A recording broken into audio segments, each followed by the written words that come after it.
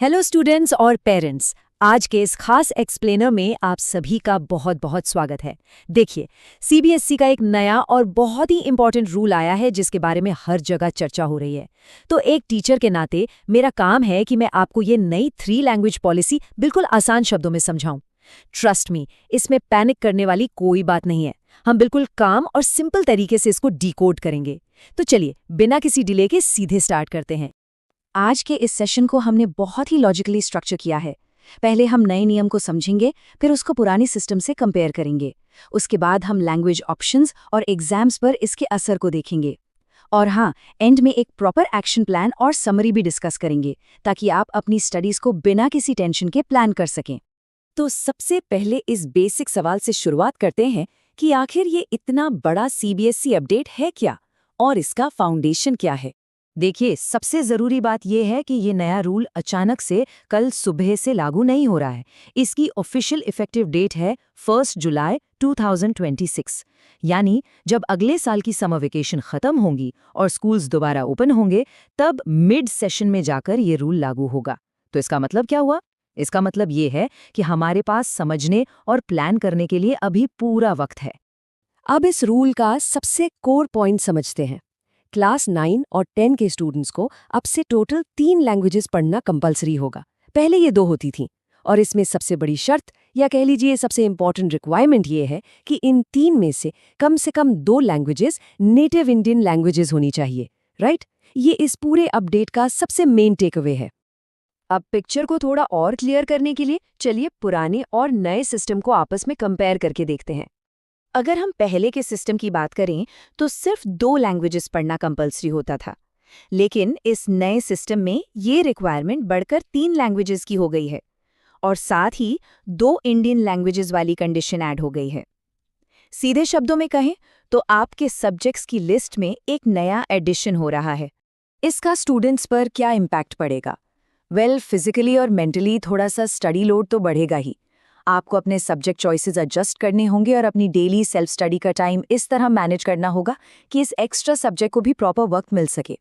वैसे 3 लैंग्वेजेस सुनने में थोड़ा ज़्यादा ज़रूर लगता है, पर सोचिए, शायद लंच ब्रेक में दोस्तों के साथ अलग अलग भाषाओं में सीक्रेट बातें करने का एक नया तरीका मिल जाए। जोक्स अपार्ट, इसमें घबराने की बिल्कुल बात नहीं है, हमें बस थोड़ी सी स्मार्ट प्लानिंग करनी होगी। अब आते हैं उस हिस्से पर जहाँ सबसे ज़्यादा कन्फ्यूजन होती है।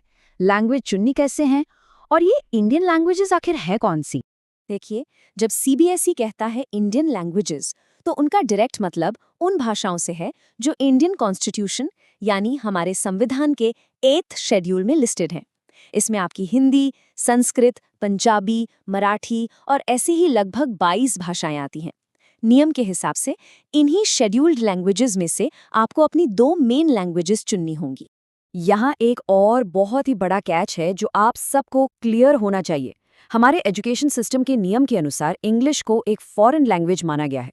तो अगर कोई स्टूडेंट ऑलरेडी इंग्लिश पढ़ रहा है और साथ में उसको फ्रेंच, जर्मन या जापानीज जैसी कोई और फॉरेन लैंग्वेज पढ़ने का शौक है, तो वो language as a 4th subject count होगी। क्यों? क्योंकि आपकी टॉप 3 लैंग्वेजेस में से 2 तो हर हाल में इंडियन होनी ही चाहिए। है उस टॉपिक की जिसकी सबको सबसे ज्यादा फिक्र रहती है, एग्जाम्स और मार्क्स का क्या होगा। यहाँ ध्यान देने वाली बात है, जो स्टूडेंट्स अभी क्लास 10th में हैं, उनके लिए एक अच्छी खबर है। इस साल ये तीसरी लैंग्वेज का असेसमेंट सिर्फ स्कूल लेवल पर ही होगा, इसका कोई बोर्ड एग्जाम नहीं लिया जाएगा।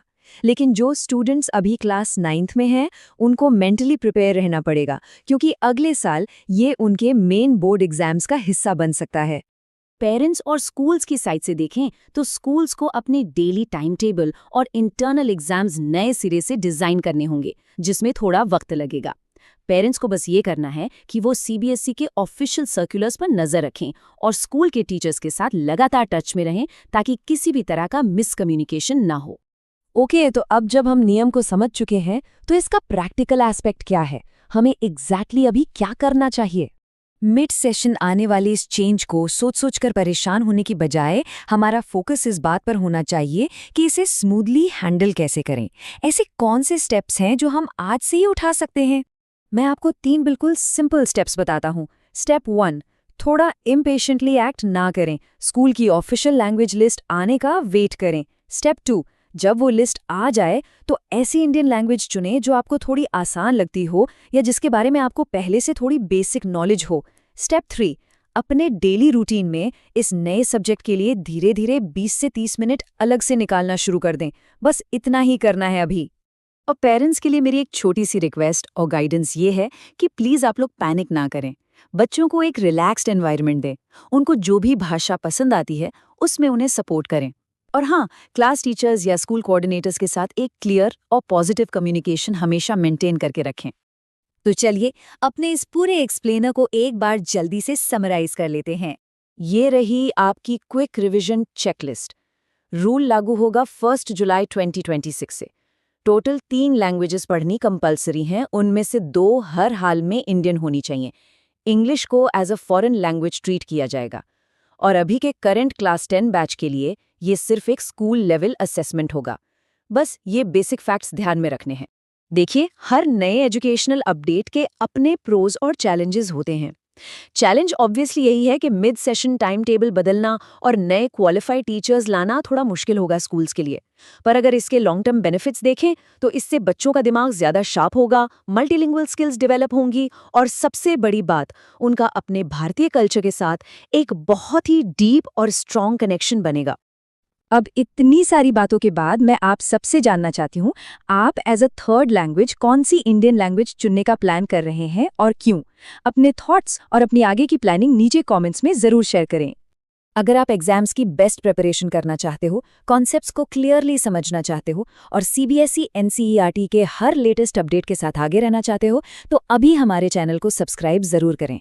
यहाँ आपको मिलेंगे सिंपल हिंदी और इंग्लिश में ऐसे ही बढ़िया एक्सप्लेनेशंस, एग्जाम ओरिएंटेड गाइडेंस और लेटेस्ट एजुकेशन न्यूज़ सबसे पहले। सब्सक्राइब कीजिए, बेल आइकॉन दबाइए और अपनी एग्जाम प्रिपरेशन को नेक्स्ट लेवल पर ले जाइए। अगले सेशन में आपसे फिर मुलाकात होगी।